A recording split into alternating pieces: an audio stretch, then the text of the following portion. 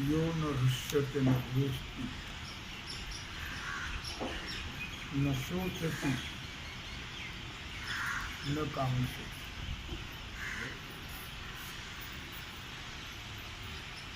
शुभाशुभ परित्यागी भक्तिमान्य समे प्रिया। भगवान सिद्धेश्वराच्या आश्रमात श्री रुक्मिणी पांडुरंगाच्या चरणाला बसून श्री सद्गुरु ज्ञानेश्वर महाराज, श्री जगद्गुरु तुकाराम महाराज, श्री संत एकनाथ महाराज यांच्या चरण सानिध्यामध्ये आपण सर्वजण मिळून महान ग्रंथराज ज्ञानेश्वरीच्या 12व्या अध्यायाच्या 17व्या श्लोकाचा आणि त्यावरील 190 ओळीचा विचार करतो. यो न हृष्यति न द्वेष्टि न शोचति न कांक्षति शुभाशुभ परित्यागी भक्तिमान्य समे प्रिया. भगवान सांगतात, मला भक्त कोणता प्रिय आहे. यो न हृष्यति, इष्ट वस्तूची प्राप्ती झाली असता जो हर्षमान होत नाही, अनिष्ट वस्तूची प्राप्ती झाली असता जरा दुःख होत नाही. अर्थात तो द्वेषही करत नाही, कोणाचा द्वेष करत नाही. कोणी कितीही त्यांना त्रास दिला, कितीही त्यांचा द्वेष केला, तर ते कधी प्रत्युत्तर देणार नाही, कधी द्वेष करणार नाही. प्रिय वस्तूचा वियोग झाला तरी शोक करणार नाही. शुभाशुभ परित्यागी, न मिळालेल्या वस्तूची इच्छा करत नाही, मिळालेल्या वस्तूबद्दल आनंद मानत नाही. शुभाशुभ कर्माचा परित्याग करून जे भक्त कुठल्याही प्रकारची आसक्ती न ठेवता अनासक्त राहतात, अनपेक्षा स्थिरदक्ष उदासीन गतव्यतः सर्वारंभ परित्यागी यो मद्भक्तस्य मे प्रिया. असे भक्त मला आवडतात. श्लोकाचा थोडक्यात अर्थ आहे, त्याच्यावर विस्तार ज्ञानेश्वर महाराजांनी केलेला आहे. जो आत्मलाभासारीचे गोमटे काहीच न देते, म्हणून भोग विषयचे हरिखे देना. जो आत्मलाभासारीचे आत्मप्राप्ती किंवा आत्मज्ञान किंवा आत्म्याची ओळख, त्या लाभासारखा दुसरा लाभ तो कोणताही चांगला मानत नाही. लाभ कोणता श्रेष्ठ आहे? आत्मलाभ, आत्मप्राप्ती, आत्मलाभासारी 190 ओळी चालू आहे. आत्मलाभासारी गोमटी काहीच नव्हे. आत्मलाभ प्राप्त करून घेण्याकरताच मनुष्य देह आहे. लक्षात. आत्मा म्हणजे स्वस्वरूप किंवा परमात्मा, परब्रह्म, भगवान, काही नाही. तो आत्मलाभ किंवा स्वस्वरूप करून घेण्यासारखा दुसरा कोणताही चांगला विषय नाही.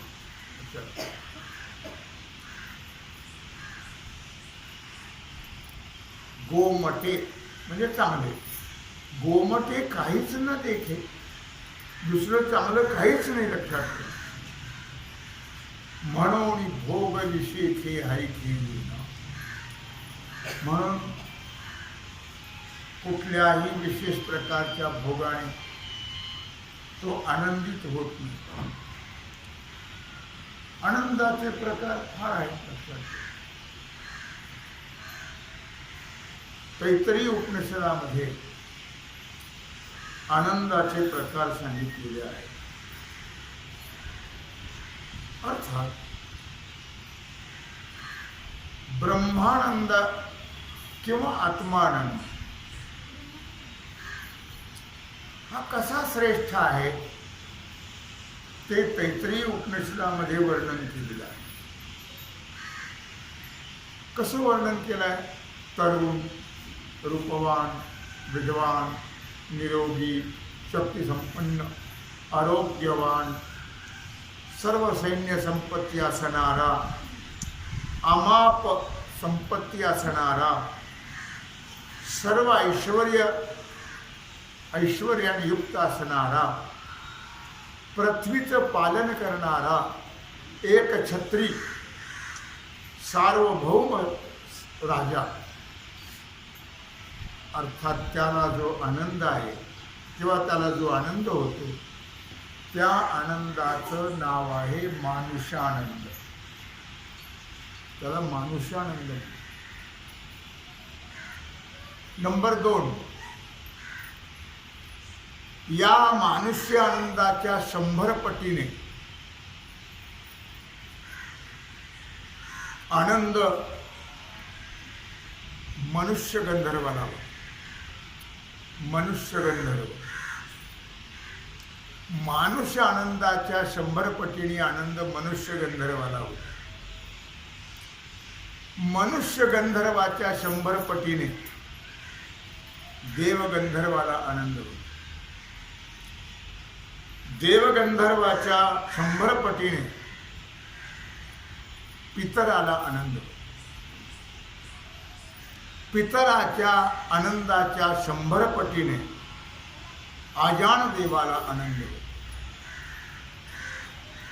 आजान देवाच्या आनंदाच्या 100 पटीने कर्मदेवाचा आनंद आहे. कर्मदेवाच्या आनंदाच्या 100 पटीने मुख्य देवाला आनंद आहे. मुख्य देवाच्या आनंदाच्या 100 पटीने इंद्राला आनंद आहे. इंद्राच्या आनंदाच्या 100 पटीने बृहस्पतीला आनंद आहे. बृहस्पतीच्या आनंदाच्या 100 पटीने ब्रह्मदेवाला आनंद आहे. ब्रह्मदेवाच्या आनंदाच्या 100 पटीने महात्म्याचा आनंद आहे. पहा आता किती श्रेष्ठ आनंद. 100 पटीने 100 पटीने 100 पटीने असा आहे महात्म्याला आनंद होतो तो ब्रह्मानंद किंवा आत्मानंद.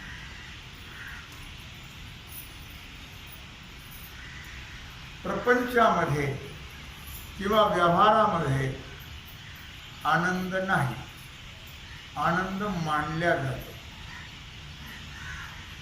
कारण दुःख बांधवडी आहे हा संसार, सुखाचा विचार नाही कोठे. संसारात सुख आहे का सुख मानतो? सुख मानतो. मानून जगतो. संसारामध्ये सुख नाही आहे. संसार दुःखमुळे चौकडे विंगळ, विश्रांती नाही कोठे. रात्रंदिवस तळमळ, काम क्रोध लोभ सुनी पाठी लागले ओढाळ. कवणावी शरण जाऊ दृष्टी देले निर्मळ, धर्म जागो सदैवाचा जोबा परोपकार. सांगण्याचं महत्व असं आहे की आत्मलाभापेक्षा आत्मानंदापेक्षा कुठलीही श्रेष्ठ वस्तू नाही. आणि त्या महात्म्याला असा आत्मलाभ होतो.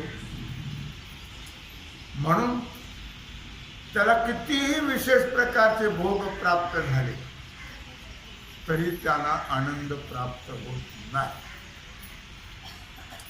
आत्मलाभाचं श्रेष्ठत्व माऊली ज्ञानराजाने सांगितलेलं आहे. गीतेच्या 6व्या अध्यायामध्ये 21व्या श्लोकातून सुखम आत्यंतिकम यत्तत् बुद्धिग्राह्यमतीन्द्रियम वेत्ति यत्र न चैवायम स्थितश्चरति तत्त्वतः.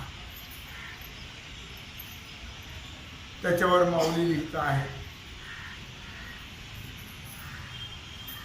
ऐसे आपण पारिगोनी ठाये मग देहाची वासन पाहे. 6व्या अध्यायाच्या 371 ओळीत माऊली सांगत आहे, ऐसे आपण पारिगोनी ठाये मग देहाची वासन पाहे. अनेकचे सुख होणी जाय म्हणून विसरे. लक्षात ठेवा, याप्रमाणे चित्त ज्यावेळी आपल्या आत्मस्वरूपाच्या ठिकाणी प्रवेश करतो, प्रवेश केल्यानंतर चित्त आत्मस्वरूपाच्या ठिकाणी मग देहाची वाट तो पाहत नाही. कारण देह हा आपला आहे का? देह हा भाडोत्री आहे. लक्षात.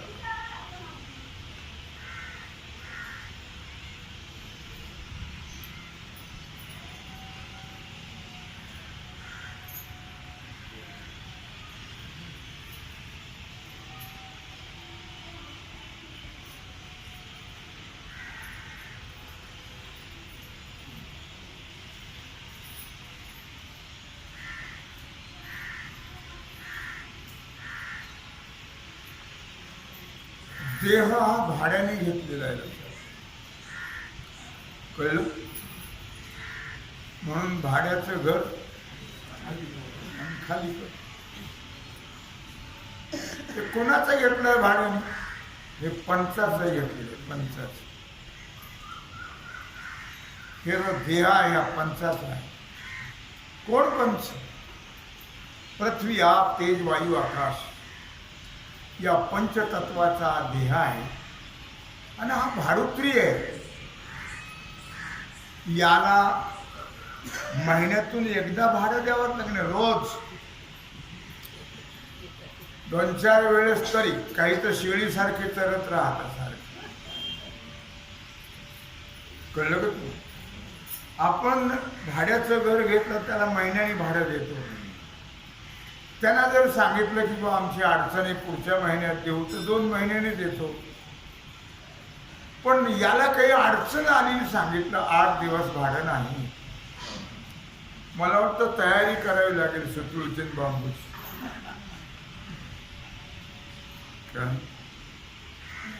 उठल्यापासून ब्रश न करता पहिला चहा आणि पाव. कळलं? भाडं, पहिलं भाडं. नंतर पुन्हा नाश्ता काय असेल तो. नंतर झाला का नाही स्वयंपाक, अजून पुन्हा जेवण. जेवण केल्यावर संध्याकाळी काही लोक 9च्या पुढे जेवतात. मधला वेळ कसा जात नाही. मध्ये काहीतरी भाडं, चहा आहे, बिस्किट आहे, काहीतरी आहे, असं भाडं द्यावं लागतं. म्हणून हा देह कसा आहे? भाडोत्री आहे. लक्षात ठेवा. मग देहाची वासन पाहे. कारण देह आपला नाहीच आहे. देह हा पाचाचा आणीला उसना. हा देह उसना आणलेला आहे. काम झाल्यानंतर याची जरा द्यावा लागतो. पण आमचं कामच होत नाही तर द्यावा काम. कळलं का तुम्ही? आमचं काम होत नाही. आम्ही संपतो, काम संपत. काम संपत, आम्ही संपतो. म्हणून जो संपत नाही त्याचं नाव संसार आहे, आणि जो संपतो त्याचं नाव परमार्थ. परमात्मा कळला की परमार्थ संपला. तसं काय झाल्यावर प्रपंच संपतो? काय झाल्यावर? मुलगा झाला, त्याचं शिक्षण झालं, त्याला नोकरी लागलं, त्याचं लग्न झालं, सुनबाई आल्यावर व्याप वाढला का कमी झाला? आपल्याला बरं वाटतं, आनंद वाटतो. सुनबाई आल्यावर 4 दिवस फार चांगले असतात. नंतर त्या सुनबाई काय करतात हे सांगायची गरज नाही, ते अनुभव फार लोक येते. सुनबाई काय करतात, काय बक्षीस देतात, काय आदर करतात आपला, हे सगळ्याला माहिती आहे, सांगण्याची गरज हो ना. नातू झाल्यावर, त्याला नातू झाल्यावर, मुलगा झाल्यावर, त्याला मुलगा, संपत नाही त्याचं नाव कसं प्रपंच. प्रपंच हा कधी संपत नाही, तो आपल्याला संपवतो. परमात्मा कळाला की परमार्थ संपतो, म्हणजे आत्मस्वरूप कळालं की परमार्थ संपतो. म्हणून म्हटलं या ठिकाणी मग देहाची वासना पाहे.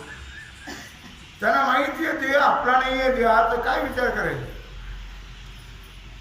देहाचा फार विचार कर, किती जरी विचार केला तरी एक दिन जाना है भाई. तुम्ही या देहाचा किती जरी विचार केला आणि काही जरी खाल्लं माती दगड शेण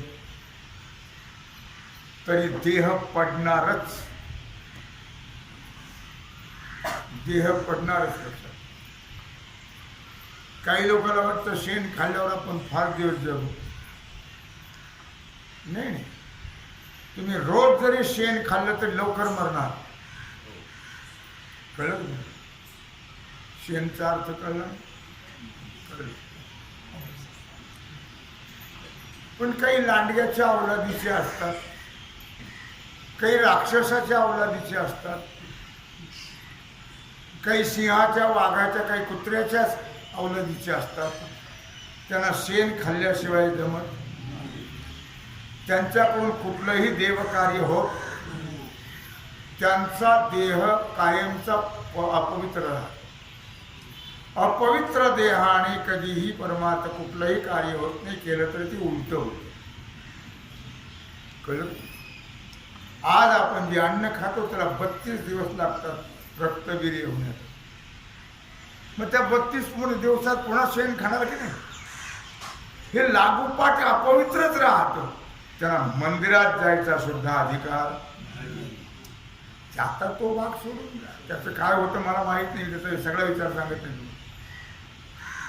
त्यांनी मंदिरात जाऊन त्यांनी काहीच करू नये, उगी शेणच खात राहून मरत जावं. कळलं? ते मला मुद्दा काय सांगायचा आहे, देह विचार देहाचा चालला.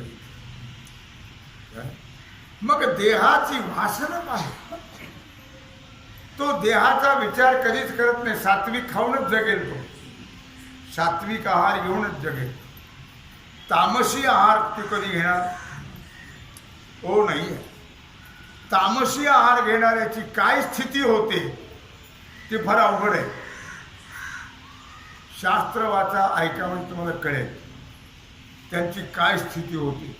त्यांना काय काय बदला द्यावा लागतो. लक्षात ठेवा, त्याला बदला द्यावा लागतो. त्याला चुकत नाही. कोणी आम्ही मानत नाही, तू नको मानू मूर्खा, तुला बदला द्यावाच लागेल, हे लक्षात ठेव. तुझ्या बापाच्या बापालाही चुकायचं हो नाही. म्हणून म्हटलं देहाची वास, देहाचे चोचले पुरवायचे, घाण खाऊन. नेहमी पवित्र खायचे, पवित्र राहायचे, पवित्र बोलायचे, पवित्र देवाचं नाव घ्यायचं. लक्षात. देहाची वासन पाय आणि कची सुख होऊन जाये म्हणून विसरे. मग परमात्मा प्राप्तीने किंवा परमात्मा कळाल्यानंतर तुम्हाला राग येत असेल तर येऊ दे, तसं काही नाही माझ्या बोलण्याचं. मी बोलतो ते जरा कडक बोलत असतो, नाहीतर आता माझे दिवस किती राहिले, बोलूनच घ्यायचं. जे होईल ते कोणा पटू नाही तर तुका म्हणे सत्य बोले येऊ तर रागे येतील ते. सत्य बोलायचं नेहमी. कुणाला राग येऊन तर लोभ येऊ, काय आपलं घर उन्हात बांधणार उन्हातच आहे. कळलं का तुम्हाला? म्हणून सत्य बोले मुख्य.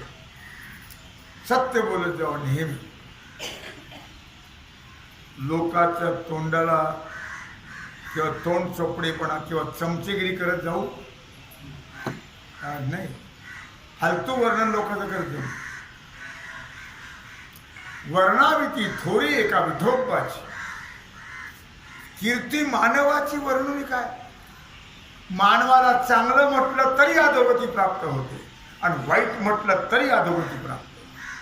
म्हणून चांगलं वाईट कोणाला म्हणायचं? देवाला.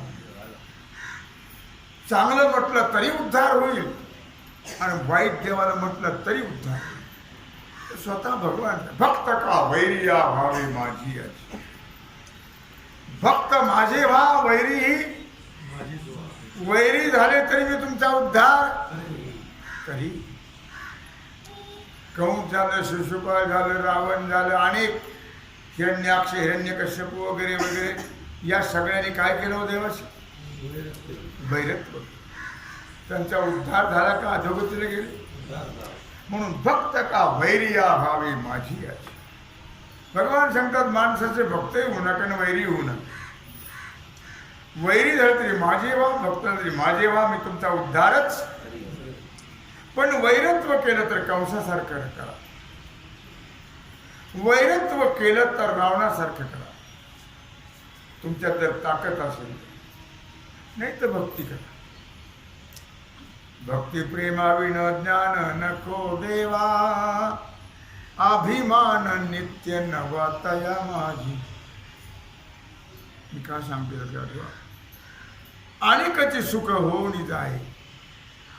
परमात्मा प्राप्तीमध्ये जे सुख होते ते सुख कृत्रिम नाही, ओरिजिनल सुख आहे आणि ते खरंच सुख आहे.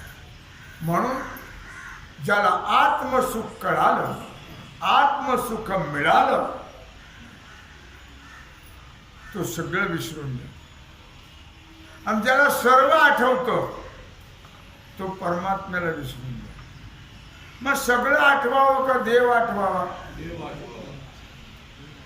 देव आठवावा. सगळं विसरत जावं. आमचं सगळं पाठ महाभारत कळायला लागल्यापासून तो जाईपर्यंत कुठं घडलं, काय घडलं, कसं घडलं, काय झालं, सगळं पाठ मनुष्याने भूतकाळ नेहमी विसरत जावं. भविष्य काळाचा विचार करायचा नाही आणि वर्तमान काळात भगवंताचं अखंड भजन करत लक्षात. म्हणून तो विसरे. प्रपंचाला कधी आठवीत नाही आणि देवाला कधी विसरत नाही. देवाला विसरत जाऊ नये आणि प्रपंचाचं घडलेल्या गोष्टीची कधीच आठवण करत जाऊ नये. काय होतं केलं तर टेन्शन येऊन मारतात लवकर. विचाराने आठवणीने टेन्शन येतं. टेन्शन आले कुठला तरी एक मोठा रोग होतो आणि लवकर जय जय राम भाऊ नको रे बोलू. प्रवचन करतोय आम्ही इथं. आलं लक्षामध्ये काय सांगितलं? म्हणून विसरे. तो परमार्थ अशा प्रकारे आठवतो आणि बाकीच्याला विसरतो. आलं लक्षामध्ये? बाकीच्याला विसरतो. आम्ही बाकी सर्व आठवतो आणि परमार्थ विसरतो. आम्हाला देवाची भजनाची आठवण राहत.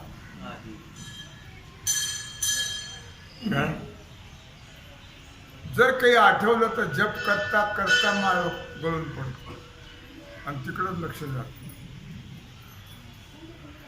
म्हणून नेहमी परमार्थ आठवत जावा, देवाला आठवत जावं आणि संसार विसरत जावा. संसार जर विसरला तर तुम्हाला पुढं मोक्ष मिळेल. संसार जर तुम्हाला आठवला शेवटी तर 84 लाख योनी फिरावं लागेल. पण तेवढं फिरूनही पुन्हा मानव देह मिळेलच. दुर्लभो मानुषो देहो देही नाम क्षणभंगुरा तत्रापि दुर्लभम मन्ये वैकुंठ प्रियदर्शी. मनुष्य देह फार दुर्लभ आहे. चला बुवा निदान 84 लाख योनी फिरल्यावर मिळेल नाही ना. बरं 84 लाख योनी फिरून किती दिवसात होतात? गणित करा तुम्ही. एका योनी कोटी कोटी फेरा. एका योनीमध्ये कोट्यावधी वेळा जन्मावं लागतं आणि मरावं लागतं. असे किती योनी आहेत? 84 लाख. 184 फेरे फिरकर सुंदर नरतनु पाया. काय म्हटलं? 184 फेरे फिरकर सुंदर नरतनु पाया कमलमुख दिया हरि भजन को कमलमुख दिया. 84 लाख फिरून फिरून फिरून हा नरदेह मिळाला. मिळाला बाय चान्स आहे, मिळत नाही. कारण मिळणं फार दुर्लभ आणि अवघड आहे. अधिक पाप झालं तर देवलोका पशुआदिकाचा जन्म मिळतो. अधिक पुण्य झालं तर देवलोकाचा जन्म मिळतो. आणि मनुष्य देह मिळण्याकरता पाप पुण्य समान समी तैच पावी जे कर्मभूमी. तो सारखं तराजू होतच नाही. काहीतरी कमी जास्त कमी जास्त कमी जास्त होत राहत. आणि म्हणून जन्म लवकर मिळत नाही, फिरतच राहावं लागतं. असा अमोल मनुष्य देह मिळालेला आहे. या मनुष्य देहामध्ये मनुष्याने देवाला आठवीत जावं. कारण देवाचा आठवा करतात हा मनुष्य देह भगवंतानी आपल्याला दिलेला आहे. देवाच्या आठवा करता दिलेला आहे आणि प्रपंच विसरण्याकरता दिलेला आहे. प्रपंच नेहमी विसरत जावं आणि देवाला आठवीत जावं. कळलं? जया लाभाची या आशा. 6व्या अध्यायाची पुढची ओळी आहे. 474. जया लाभाची या आशा करोण देह बाहूचा भरवसा घालीत षटकर्माचा धारसा कर्मनिष्ठ. जया लाभाची या आशा करोणी धैर्य बाहूचा भरवसा. कुठल्या लाभाकरता? कोणता लाभ प्राप्त करून घ्यायचा आपल्याला? लाभ आहे का? दारावर लिहितात शुभ लाभ, पण खरंच शुभ लाभ आहे का? ठीक आहे, आपल्या समाधानाकरता काही हरकत नाही लिहिलं तर. पण आहे का शुभ? आहे का लाभ? जया लाभाची आशा. कोणता लाभ आपल्याला प्राप्त करून घ्यायचा आहे ते आपण विचार करणं आवश्यक आहे. आपल्याला कोणता लाभ प्राप्त करून घ्यायचा आहे या मानव देहात आल्यानंतर ते सुद्धा आपल्याला कळणं अत्यंत महत्वाचं आहे. लाभ.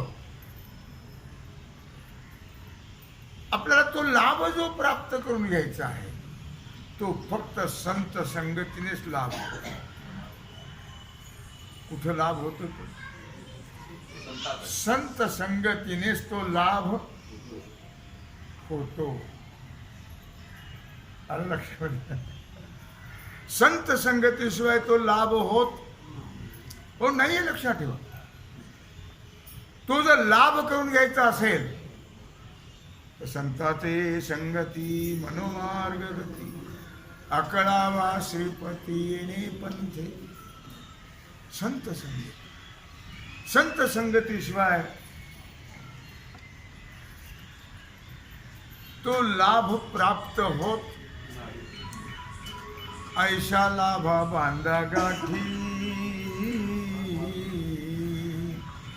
ऐशा लाभ बांधा गाठी होय संसाराची तुटी ऐशा लाभ बांधा गाठी असा लाभ करून घेतला पाहिजे. तो लाभ म्हणजे आपल्या स्वरूपाची प्राप्ती किंवा परमात्म स्वरूपाची प्राप्ती. त्याला काय म्हटलं? लाभ. तो लाभ आहे. काय संसारात आज लाभ आहे, उद्या हानी आहे, उद्याला हानी आहे, परवा लाभ आहे. संसारातलं वेगळं आणि परमार्थातलं वेगळं. संसार हा शाश्वत नाही आहे, नाशिवंत आहे. आपण किती जरी केलं तरी शेवटी काय हो, किती चालशील भराभर तर दोन पाय. किती कमवलं म्हणजे आपल्या बरोबर देतील, किती मिळवलं म्हणजे आपण बरोबर घेऊन जाऊ. आतापर्यंत गेलं कोणी? कोणी आतापर्यंत कोणी घेऊन गेलं नाही. आपल्या बरोबर कोणी घेऊन देऊन देणार कोण नाही. पण हा लाभ जो आहे, हा लाभ मात्र आपल्या बरोबर येणार आहे. तो आपल्या बरोबर येणार. परमात्म स्वरूप हे आपल्या बरोबरच आपलं स्वरूप आहे. परमात्म याचा लाभ म्हणजे काय होतं? शेवटी आपल्याला अंतकालेचे मामेव स्मरण मुक्त्वा कलेवरम या प्रयाति समद्भावम याति नास्त्यत्र संशय. तो परमात्म स्वरूपालाच प्राप्त होतो.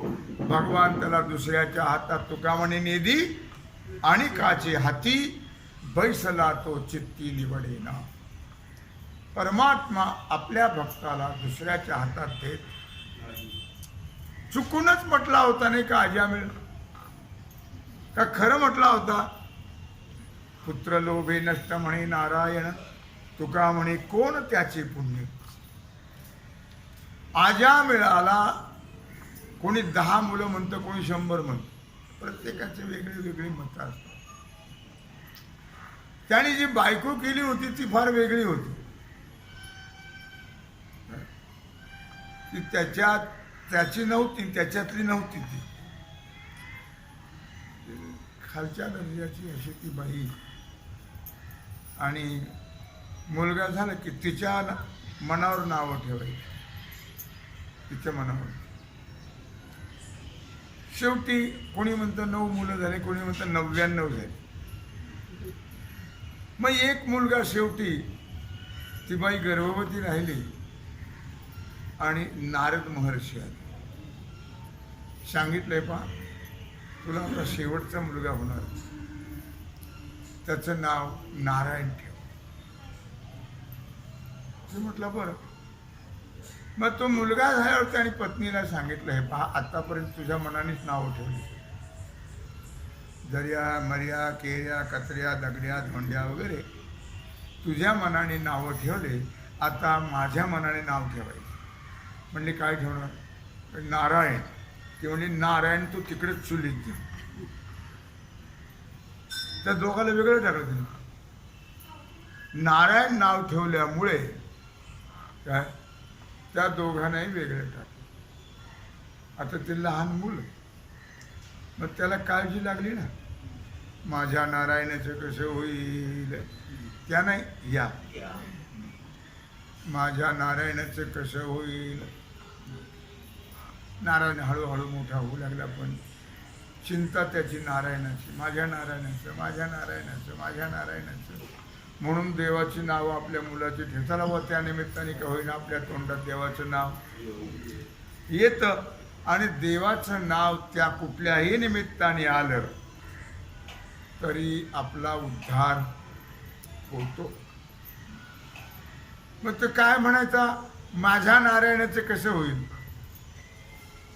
शेवटी तो आजारी पडला आणि नारायणाचा धावा करत आपल्या मुलाचा त्याचा देह पडला. नारायण म्हणत म्हणत माझ्या नारायणा नारायणा पोराला हाक मारतो. नारायणा नारायणा नारायणा. आता ते पोर कुठे खेळत असेल, पोरच ते. आणि त्याला हाका मारता मारता त्याचा प्राण आले यमदूत, विष्णुदूतही आले.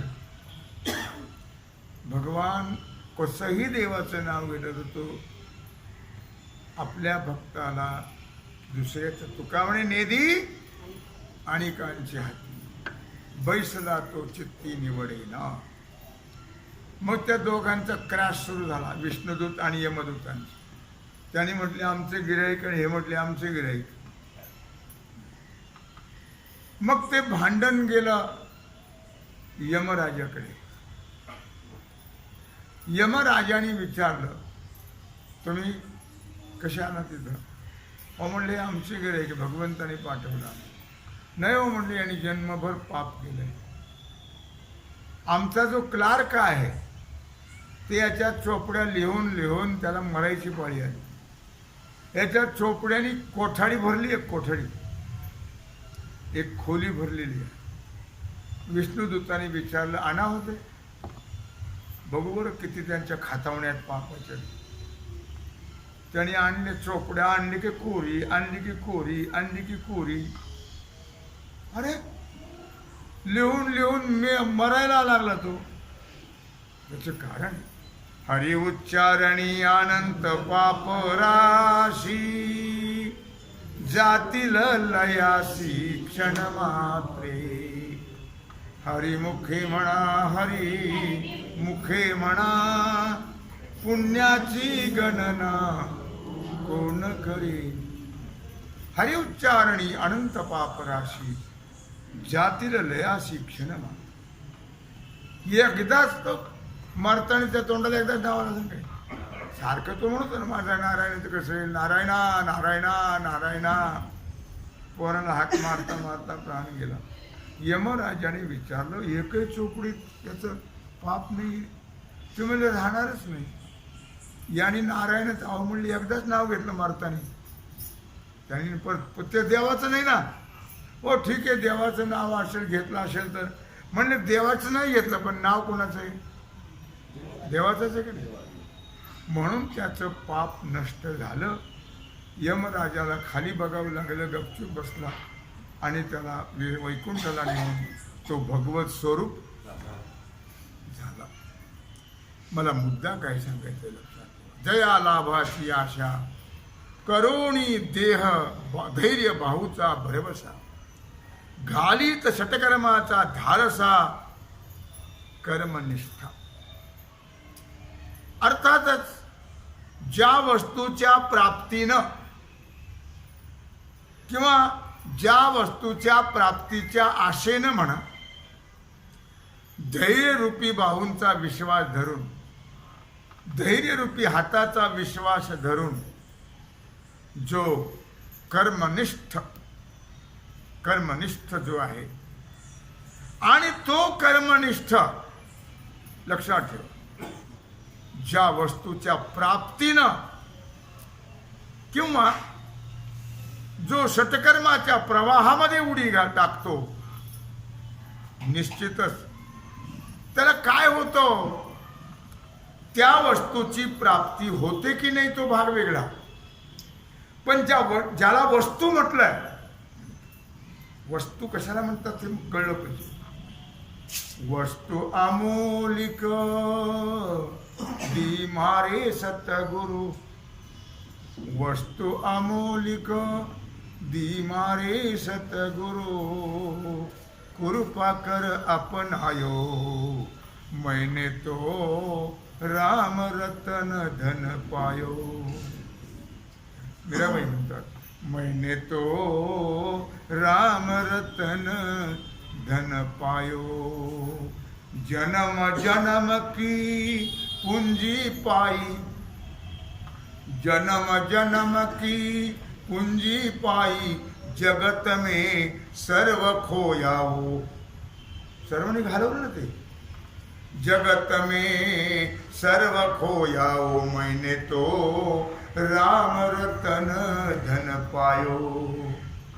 राम रतन धन पायो मैंने तो राम रतन धन पायो.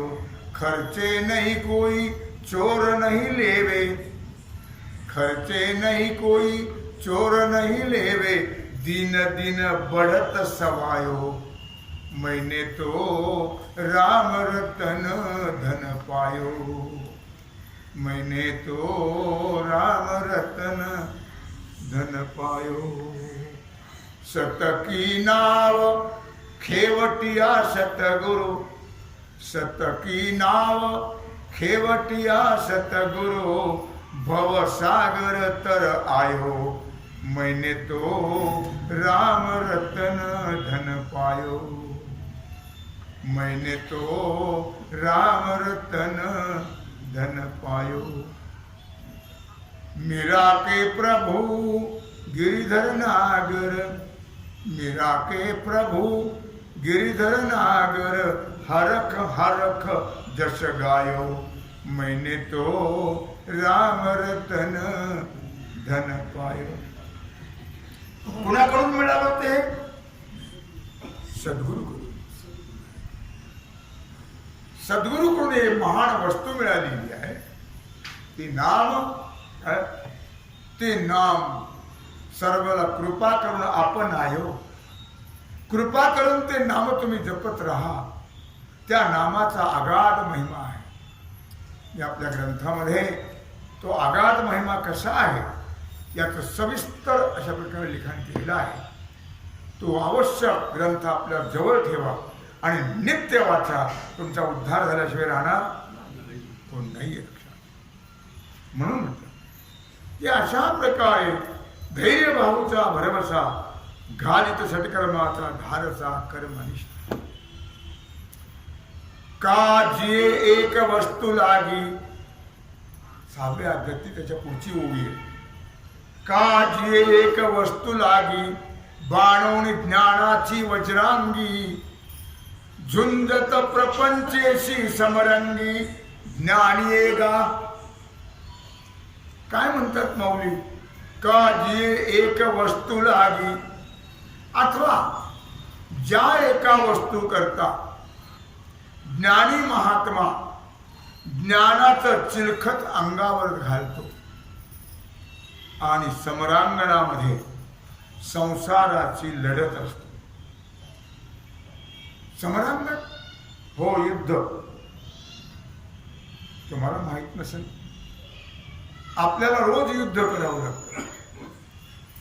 रात्रंदिवसामा युद्धाचा प्रसंग, आंतरबाह्य जग आणि मन,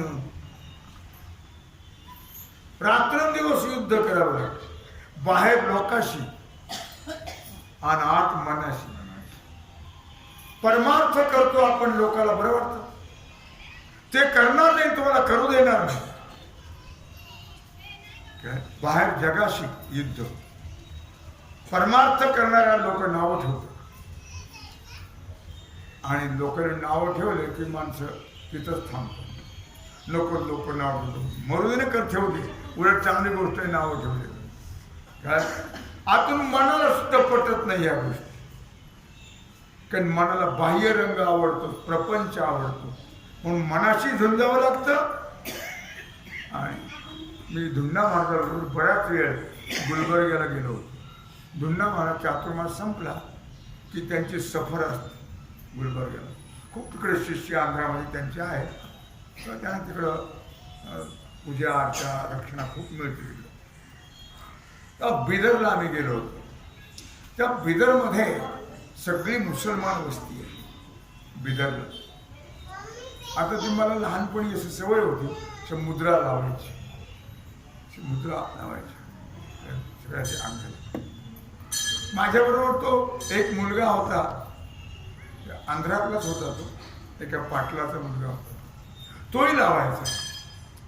रस्त्याने चाललो आम्ही दोघं, आणि मुसलमानाचे कापटे तिकडून आले, त्याने म्हणजे यांच्या तोंडावर कावळे हाकले रे। त्या पोराने लगेच ठोकला, पुसून काढलं वेड्या। अरे कोणी काही म्हटलं तरी पुसायचं नसतं, कोणी काही म्हणो यासाठी, बळकट प्रेम असावे गाठी, निंदा स्तुतीवर लावणी काठी, मितू हरारे आपला तो एक देव करा। युद्ध अंतर्बाह्य युद्ध आहे, आपल्याला लक्षात ठेवा। म्हणून बाहेरच्या लोकाला मोजायचं नाही आणि मनाचा विचार करायचा उलट त्याला विनंती करायची, मना एक करी म्हणे मी जाईन पंढरी, विटेवरी हरी काही देखेन सावळा, मग सांगशील ते करील काम. मना सज्जना भक्तिपंथेची जावे, तरी श्री हरी पावी देतो. असं मला मुद्दा काय सांगायचा आहे. जो आत्मलाभा सारिखे गोमटी काहीच न देखे, म्हणून भोग विषेखे हरिखे. म्हणून तो भोगाला महत्व देत नाही, परमार्थाला महत्व देतो. असा भक्त मला प्रिय आहे असं भगवान अर्जुनाला सांगतात. तेव्हा झालेली सेवा भगवत चरणी समर्पित करून राहिलेला जो सेवेचा भाग आहे तो आपण उद्या कुंडलिक वरदे.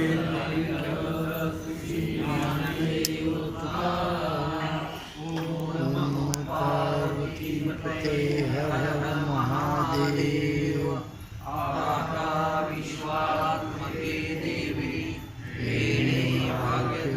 तुषावी तो सोई मन जावे, पसायदान